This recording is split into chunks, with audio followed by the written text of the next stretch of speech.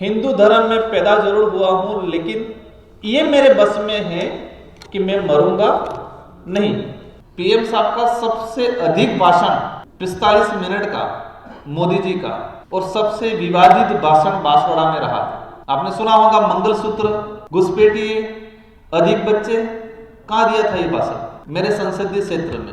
हमने कह दिया हम आर्थिक रूप से कमजोर रहेंगे चलेगा, लेकिन वैचारिक रूप से हमको अमीर रहना है, मजबूत रहना है। ये काम हम लोगों ने किया है। 2011 से लगा के आज तक जनगणना ही नहीं हुई। जनगणना के बाद जातिगत जनगणना की बात है। भारत को पूर्ण आजादी किसने दिलाई? भारत को पूर्ण आजादी आरएसएस ने दिलाई। हम बात करते हैं एकता की, लेकिन हम बटे हुए हैं बहुत जोरदार तरीके से।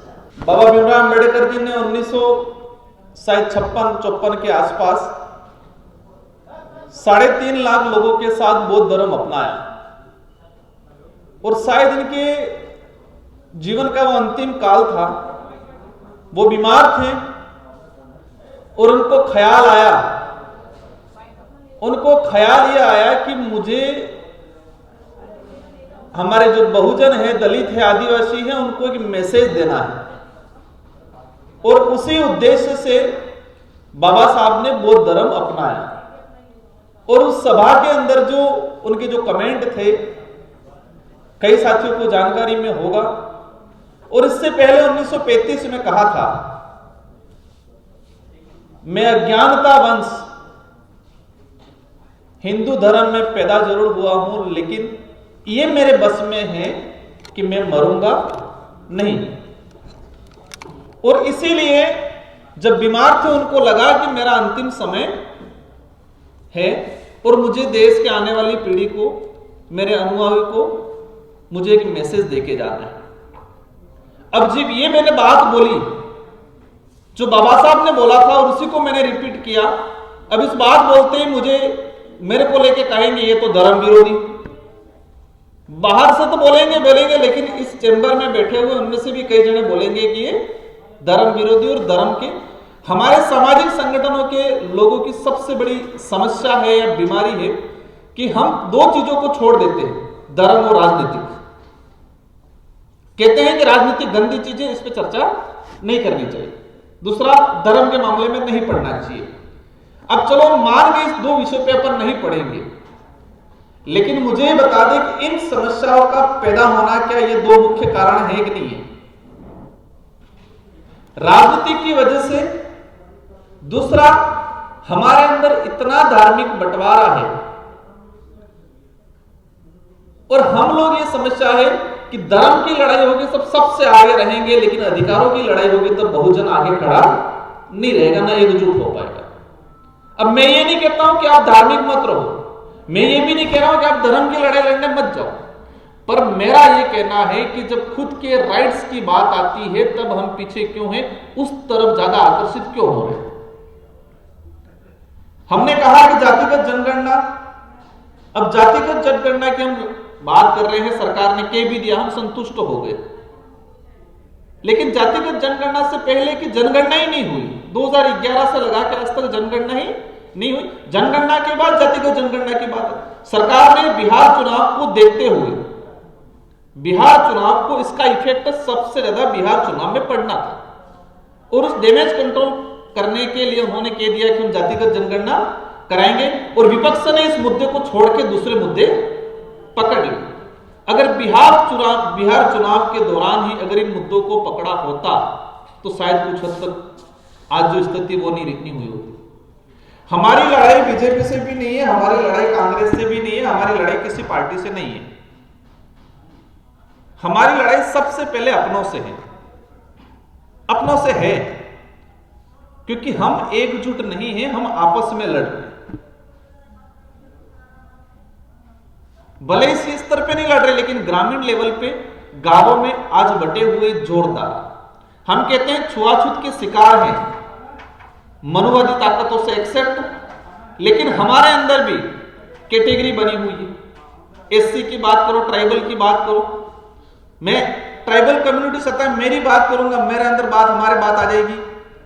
गौंड कहेंगे हम ऊपर है भील, मीणा कहेंगे हम ऊंचे हैं ये भील, बिल नीचे, बिल कहेगा कि हम सुपर हैं, ग्रासिया, सहरिया, हमारे अंदर डिवाइडेशन है। मैंने कई सीनियर अधिकारियों को देखा है, कहते हैं कि एसटी कैटेगरी से, फिर कहते हैं कि हम वो वाला एससी नहीं, हम तो वो वाला एससी, हम वो वाला एसटी नहीं, हम तो वो वाला एसटी।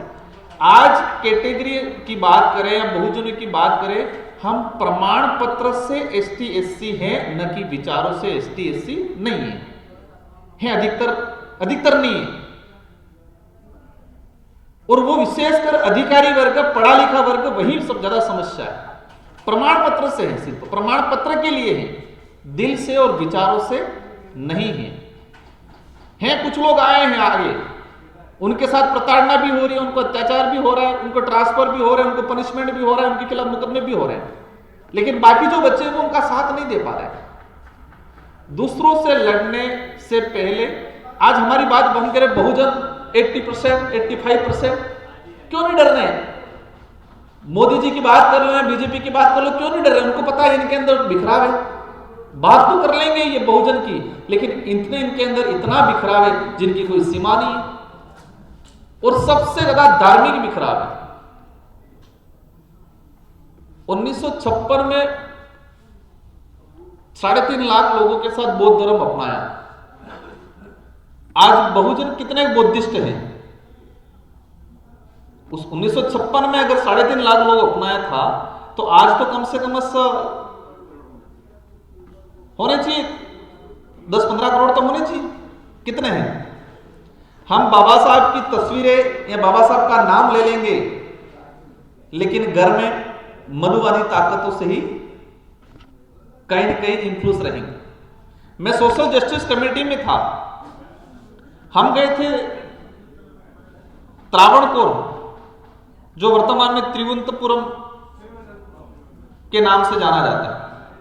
सोशल जस्टिस कमेटी में एसटी, एससी, ओबीसी, माइनॉरिटी के ही सारे एमपी थे। हमने दर्शन करने गए वहां पर, और जिस जगह दर्शन करने गए थे उसी जगह के थोड़ा सा पास में नांगली का भी छोटा सा मंदिर था। बहुजन वहां दर्शन करने नहीं गया। उस लेडीज का नाम सुना होगा आप सबने, कि देश में जब महिलाओं पे स्तन टैक्स लगा था, कि स्तन ढकने के लिए टैक्स देने की परिपाटी थी त्रावणकोर के अंदर, और उस महिला ने उसके खिलाफ आंदोलन छेड़ा था, और इससे प्रताड़ित होकर उस महिला ने अपने खुद के स्तन काट के दे दिए थे।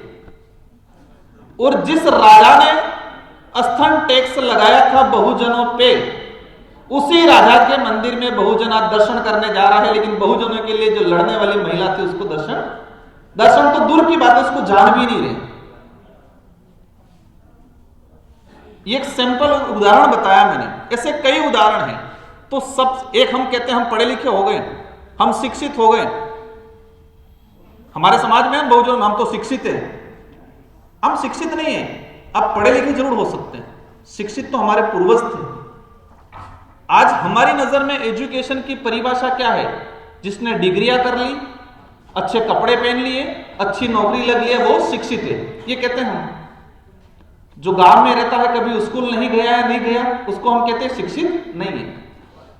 वो शिक्षित है, उसको नॉलेज था हर चीज का, सही गलत का भी फैसला कर पा रहा था। आज हम पढ़े लिखे हैं, शिक्षित हैं थोड़े बहुत, लेकिन पढ़े लिखे कैटेगरी में आ रहे हैं, क्योंकि हमको सिर्फ पढ़ना और लिखना आ रहा है, और पढ़ना और लिखना भी वही आ रहा है जिन्होंने दूसरों ने लिखा। गूगल पे आज से कुछ समय बाद आज भी मिलेगा, भारत को पूर्ण आजादी किसने दिलाई? भारत को पूर्ण आजादी आरएसएस ने दिलाई है, गूगल पे बता रहा है। और हमारा पढ़ा लिखा अधिकारी कहेगा बात सही है। उसका तर्क क्या दे रहे हैं कि गोवा के अंदर जो पुर्तगाली थे, तो अंग्रेज तो चले गए लेकिन पुर्तगाली नहीं गए थे, और पुर्तगालियों को आरएसएस के स्वयं सेवकों ने जाके भगाया और वहां पर तिरंगा लहराया। तो भारत को पूर्ण आजादी किसने दिलाई? उस हिसाब से जो कॉन्सेप्ट बता रहे हैं उस हिसाब से किसने दिलाई? आरएसएस ने दिलाई। गूगल पे किताबों में पूरा अतिक्रमण कर लिया, दिमाग से निकाल देना कि हम किताबें ही पढ़ के ज्ञानी बन जाएंगे, पॉसिबल नहीं है।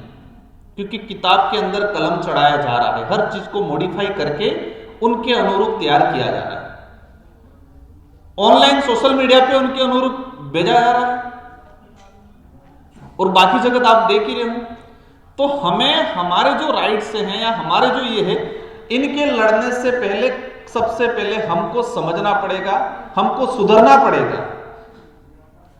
जिस ताकतों से हम लड़ने जा रहे हैं उन्हीं ताकतों का अनुसरण करने जाएंगे, अपने घरों में बिठा के रखेंगे तो नहीं लड़ पाएंगे, बातें जरूर कर देंगे।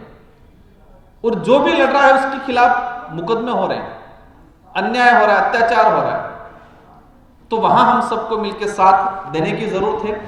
एज ए सांसद के तौर पे मेरी संसदीय क्षेत्र बांसवाड़ा,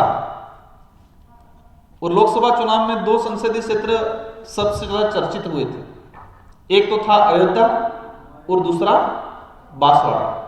अब अयोध्या किस लिए हुआ आप सब जानते हो, बांसवाड़ा किस लिए हुआ, लगभग शायद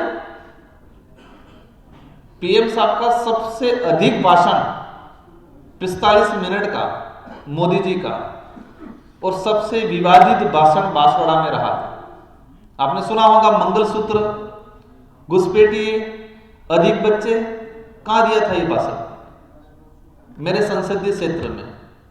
लेकिन हमारे लोगों को वैचारिक रूप से हमने कह दिया हम आर्थिक रूप से कमजोर रहेंगे चलेगा, लेकिन वैचारिक रूप से हमको अमीर रहना है, मजबूत रहना है, ये काम हम लोगों ने किया है।